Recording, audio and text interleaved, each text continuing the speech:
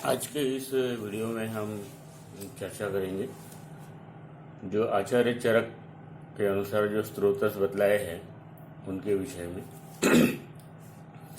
तो जैसे आचार्य चरक ने जो स्रोतसों का जो वर्णन किया है, उन्होंने स्रोतसों की संख्या 13 मानी है।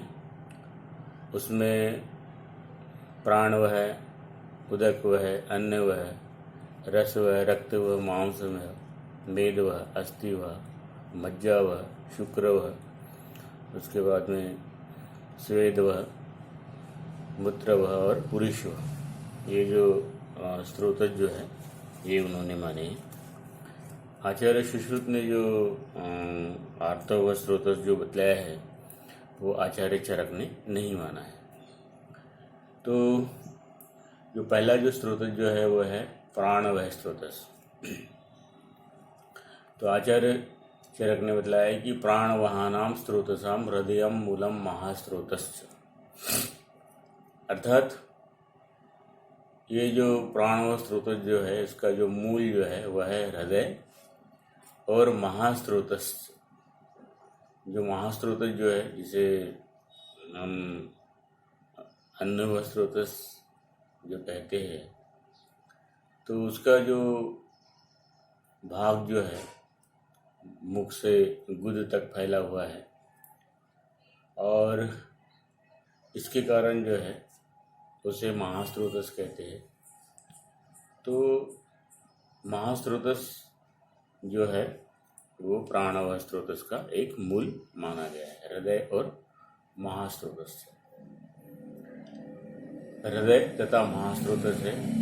इसके दृष्टि के कारण बतलाया कि धातु क्षय, मल मूत्र आदि को धारण करना, रुक्ष वस्तु का सेवन करना, भूख लगने पर भी व्यायाम करना, शक्ति से ज़्यादा कठिन कार्य करना, तो ये सभी जो है इस प्राणवह स्रोतस के दृष्टि के कारण है।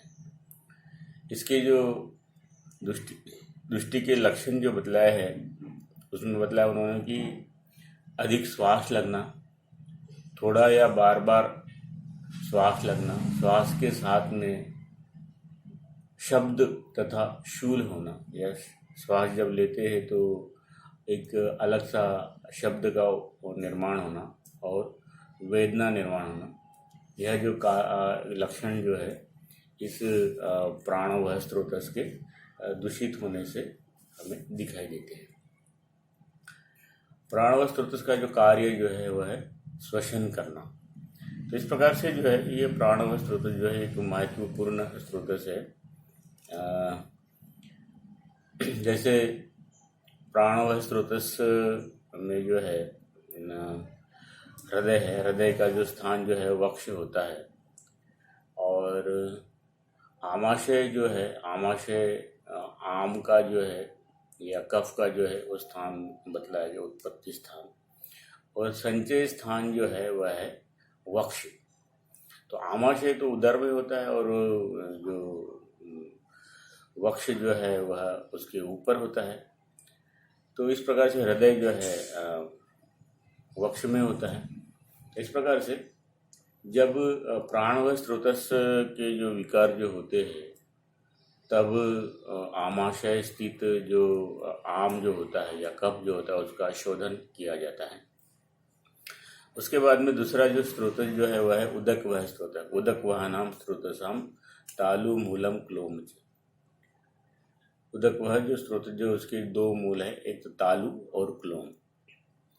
तालु का मतलब जो हमारे मुख में जो है जो ऊपर का जो भाग जो है वह तालु कहलाता है, और क्लोम जो गला जो है और जो श्वास प्रणाली जो है उसे भी तालु कहते हैं, और उसके बाद में जो अग्न्याशय जो पैनक्रिया है उसे भी तालु कहते हैं। तो इसके दृष्टि के हेतु बतलाया कि उष्ण आहार विहार, उसके बाद में आम दोष, भय, मदिरापान, शुष्क अन्न का सेवन, प्यास को रोकना, तो ये सभी जो कारण जो है ये उदक वह स्रोतस के दृष्टि के कारण बतलाया है। उसके बाद में दृष्टि के लक्षण क्या होते हैं? तो जैसे कि जब शरीर स्थित जल दूषित हो जाता है तो जीवा, तालु, ओष्ठ, कंठ, क्लोम, नलिका सूख जाना, और यदि वो सूख गया है तो उसके कारण फिर अधिक प्यास लगना या प्यास बढ़ना, ये कार्य जो है, ये लक्षण जो है, ये उदक व स्रोतस के दृष्टि के कारण हमें दिखाई देते हैं। उदक व स्रोतस का जो कार्य जो है वह है जलीय पदार्थों का नियंत्रण करना। अब इसके बाद में जो तीसरा जो स्रोतस जो है वह है अन्न व स्रोतस। तो अन्नवहानाम स्रोतसाम आमाशयो मूलम वाम पार्श्व। आमाशय स्टमक और वाम पार्श्व जो हमारे उदर का जो वाम लेफ्ट साइड का जो पार्श्व भाग जो है वो इस अन्न व स्रोतस का मूल बतलाया है। अब इसमें जो है इसके दृष्टि के हेतु बतलाया कि अकाल या अधिक भोजन करना, अहित भोजन करना जो ठीक नहीं है, जो दूषित है, उस प्रकार का भोजन करना। साथ में ही जो जठराग्नि जो है वह विकृत होने से ये जो स्रोतस जो है ये दूषित हो जाता है। इसके लक्षण बतलाया है कि कौन से लक्षण दूषित होने पर हमें दिखाई देते हैं। तो अन्न द्वेष, अन्न की इच्छा उत्पन्न न होना, छर्दी मतलब उल्टी होना, वमन होना। उसके बाद में अरुचि मतलब कोई भी जो अन्न की जो टेस्ट जो है वो न लगना, या वो जो अन्न जो है उसकी कोई टेस्ट जो है हमको उसकी अनुभूति ना होना। अपच, इंडाइजेशन और वमन अर्थात छर्दी ही। तो इस प्रकार के जो लक्षण जो है ये इस स्रोतस के दूषित होने से हमें दिखाई देते हैं। इस स्रोतस का जो कार्य जो है अन्न का ग्रहण, पाचन करना और रस का अवशोषण करना। तो इस प्रकार से ये जो है ये अन्न व स्रोतस। उसके बाद में जो है रस व स्रोतस। तो रसवहानाम स्रोतसाम हृदयम मूलम दश धमन्याश्च। तो जैसे हम देखते हैं कि रस धातु जो है वो समस्त शरीर में अभिसरित होता है, और जो धमनियाँ हृदय से प्रारंभ होती है वो रस का फैलाव जो है या रस का जो भेजने का कार्य जो है, रस धातु को भेजने, शरीर के प्रत्येक अंग प्रत्यंग तक भेजने का कार्य जो है वह दश धमनियों के द्वारा होता है। इसके बाद में ये जो स्रोतस जो है ये दृष्टि के कारण कौन से है? तो अधिक भारी मतलब जो गुरु जो भोजन जो है उसका सेवन करना, शीत सेवन करना, स्निग्ध और अधिक मात्रा में भोजन करना। तो इन कारणों से जो है ये हमारा जो रस व स्रोतस जो है वो दूषित होता है। उसके लक्षण कौन से? तो अन्न द्वेष, अन्न लेने की इच्छा न होना। अरुचि, हमें जो अन्न की जो टेस्ट जो है या अन्न ग्रहण करने की जो रुचि जो है वो न होना। शरीर में भारीपन, तंद्रा। उसके बाद में अंग मर्द, ज्वर, आँखों के सामने अंधेरा आना, पांडु, नपुंसकत्व या नपुंसकता। उसके बाद में शिथिलता, कृशता, अग्निनाश, शरीर में झुर्रियाँ आना, बालों का पक जाना आदि जो लक्षण जो है इस स्रोतस के दूषित होने से हमें दिखाई देते हैं। रस का संवहन जो है ये करना, रस धातु को एक जगह से दूसरी जगह पे ले जाना, ये इस रस व स्रोतस का कार्य बतलाया है। इसके बाद में जो है रक्त व स्रोतस। शोणित वहानाम स्रोतसाम यकृत मूलम प्लियाच। तो आचार्य सुश्रुत ने भी रक्त व स्रोतस का जो स्थान जो है यकृत प्लिया ही बतलाया है। अब इसके दृष्टि के कारण जो है बतलाया है कि दाह कारक, स्निग्ध, उष्ण, द्रव भोजन करना, अधिक धूप वायु का सेवन करना। तो इन कारणों से जो है ये स्रोतस जो है वो दूषित हो जाता है। इसके दूषित होने से कौन से लक्षण दिखाई देते हैं? तो कुष्ठ, जो स्किन डिसीज है, विसर्प, पिटिका, रक्त पित्त, रक्त प्रदर, गुदपाक, मेढ्रपाक, मुखपाक, प्लीहा वृद्धि, गुल्म, उसके बाद में त्वक रोग। तो ये सभी जो रोग जो है या ये सभी लक्षण जो है इस स्रोतस के दूषित होने से हमें दिखाई देते हैं।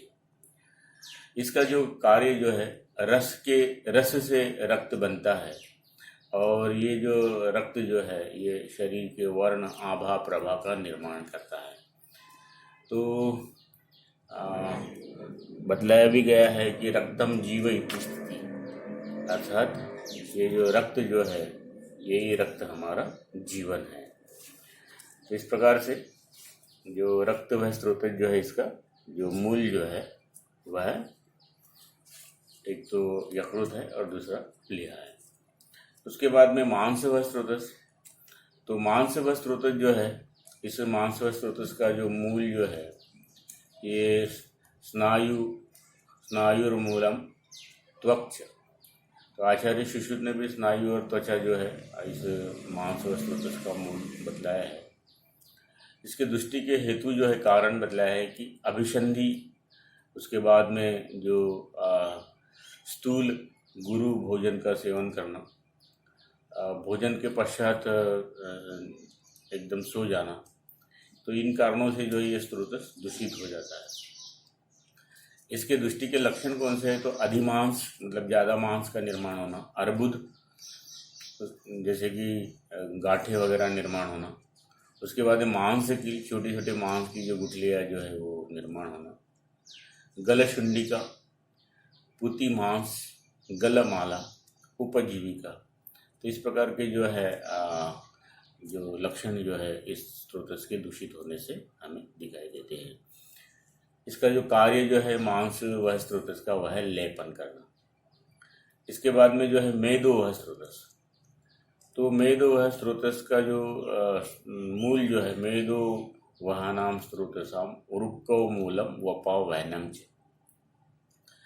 तो उरक, जैसे आचार्य सुश्रुत ने भी मेदो स्रोतस का जो मूल जो है वह उरक का बतलाया है, और वपावहन जो है ये आचार्य चरक ने बतलाया है। वपावहन मतलब जो आमाशय के पास में जो एक ओमेंटम जो होती है, उस ओमेंटम को वपावहन कहते हैं, तैलवर्तिका। ये मेदो स्रोतस के दृष्टि के जो कारण जो है वो बतलाया है कि जैसे व्यायाम न करना, दिवासा दिन में सोना, वसायुक्त मांस का सेवन करना और मदिरा का अत्यधिक सेवन करना, तो ये जो है ये इस मेदो स्रोतस के दृष्टि के हेतु है, कारण है। उसके बाद में दृष्टि के लक्षण, इसमें जो है निंदित रोग, जिसकी निंदा की जाती है उस प्रकार के रोग जो है ये मेदो स्रोतस के दृष्टि से होते। प्रमेह मतलब ज़्यादा पेशाब आना, या जो पेशाब जो है उसमें शर्करा का प्रमाण रहना, ज़्यादा प्रमाण रहना। तो ये जो लक्षण जो है ये इस मेदो स्रोतस के दृष्टि के कारण हमें दिखाई देते हैं। इस मेदो स्रोतस का जो कार्य जो है वह है स्निग्धता करना। हमारे शरीर में जो स्निग्धता जो है, जो एक स्नेह जो है वो जो है इस मेदो स्रोतस से निर्माण होता है। उसके बाद में जो है अस्थि वह स्रोतस। तो अस्थि वहनाम स्रोतसाम मेदो मूलम जगनम च। तो मेद और जगन ये अस्थि व स्रोतस का मूल बतलाया है। इसे दृष्टि के जो कारण जो हेतु जो है वो है अधिक व्यायाम करना, अधिक क्षोभ करना, मतलब ज़्यादा गुस्सा करना या फिर ज़्यादा दुख करना, आघात, वातल आहार विहार। तो इससे जो है ये अस्थि व स्रोतस दूषित हो जाता है।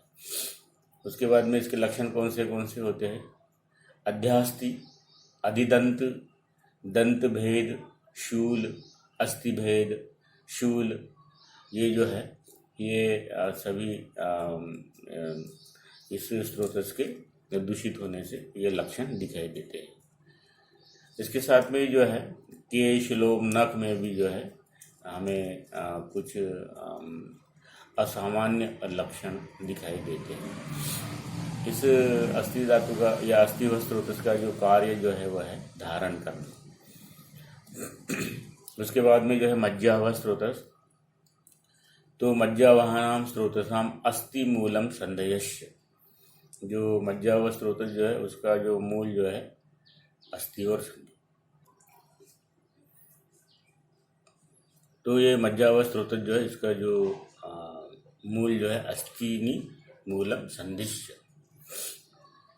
अब ये दूषित किस कारणों से होता है, तो मज्जा में कफ भर जाने से या अस्थिया ये चोट जो है अस्थियों को लगने से या फिर अस्थिया जो है कुचल जाने से, विरुद्ध आहार विहार से, तो ये जो मज्जा व स्रोतस जो है वह दूषित हो जाता है।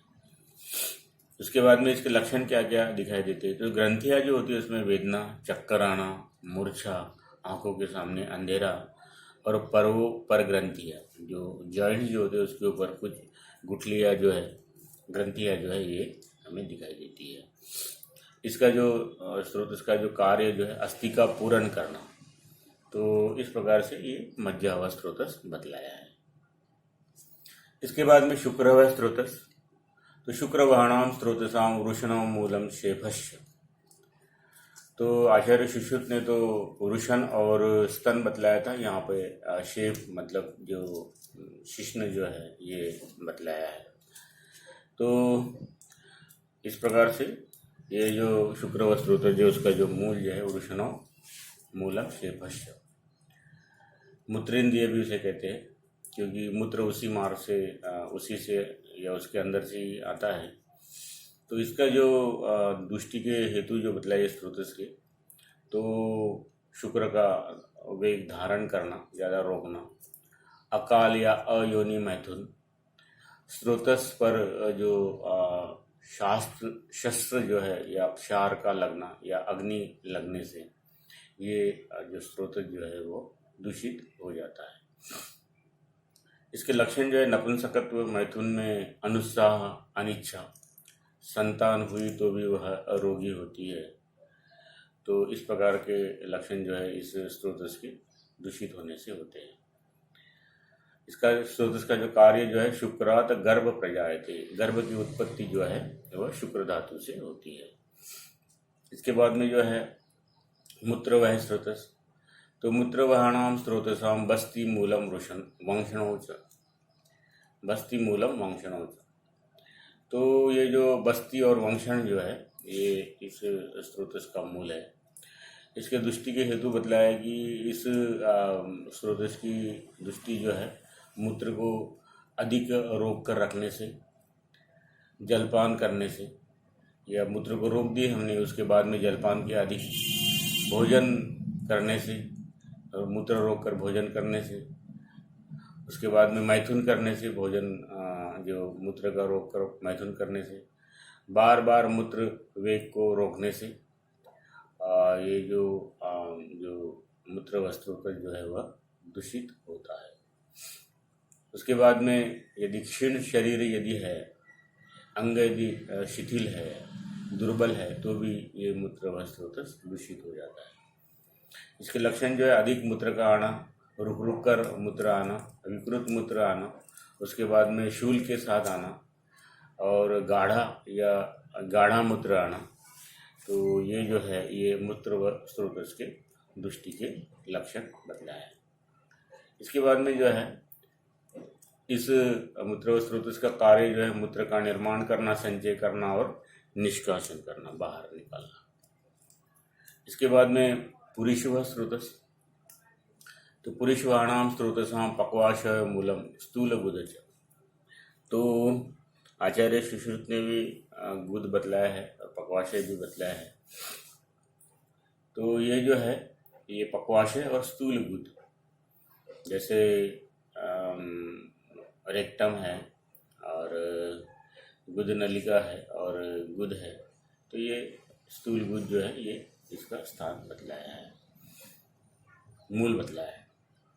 इसके जो दुष्टि के जो कारण जो बतलाया है, तो मल वेग को रोकना, अधिक भोजन करना, उसके बाद में अजीर्ण भोजन के बाद जो है पुनः भोजन करना, अग्निमंद से जो है ये कृष्णता से जो है ये स्रोत जो है वो दूषित हो जाता है। उसके बाद में जो है इस दृष्टि के लक्षण क्या बतलाए स्रोतस के, तो कठिनता से और थोड़ा थोड़ा जो है शब्द और शूल होना, ये मल विसर्जन करते समय जो है ये लक्षण हमें दिखाई देंगे। तो एक तो मल जो है वो कठिन होगा, थोड़ा होगा, मल विसर्जन करते समय जो है शब्द की निर्मित होना और शूल होना, वेदना होना, ये लक्षण रहेंगे। उसके बाद में पतला होना, ग्रथित होना, अत्याधिक मल त्याग, तो ये जो लक्षण जो है ये स्रोतस के दूषित होने से हमें दिखाई देते हैं। इस स्रोतस का जो कार्य जो है ये पुरुष निर्माण और निष्कासन, इस पुरुष जो मल जो है उसका निर्माण करना और निष्कासन करना। उसके बाद में है स्वेदोह स्रोतस, तो स्वेदोहाणाम स्रोतसाम मेदो मूलम लोमकूपच, मेद और लोमकूप ये जो है ये स्वेद व स्रोतस के मूल है। इसके दृष्टि के हेतु बतलाया कि अधिक व्यायाम करना और धूप का अधिक सेवन करना, अनुचित शीत उष्ण आहार विहार करना, शीत भी करना और उष्ण भी करना। उसके बाद में ज़्यादा क्रोध करना, शोक करना, भय करना, ज़्यादा डरना, इससे जो है ये स्रोत जो है ये दूषित हो जाता है। इसके जो लक्षण जो बतलाया है स्रोतस के दृष्टि के, तो स्वेद न आना या अधिक मात्रा में आना, शरीर में कठिनता या अधिक चिपचिपापन, त्वगदाह, उसके बाद में जो है जो रोम जो है या रोम कंप या रोम में जो है कुछ विकृति होना, ये लक्षण जो है ये हमें इस स्रोतस के दूषित होने से दिखाई देते हैं। इसका जो स्रोतस का जो कार्य जो है ये है स्वेद का निर्माण करना और उसका उत्सर्जन करना, बाहर निकालना। इस प्रकार से जो है ये आचार्य चरक ने जो स्रोतस बतलाया है उनके दृष्टि के हेतु और कौन से लक्षण दिखाई देते हैं और स्रोतस का मूल क्या है, इसके बारे में आज के वीडियो में हमने देखा है।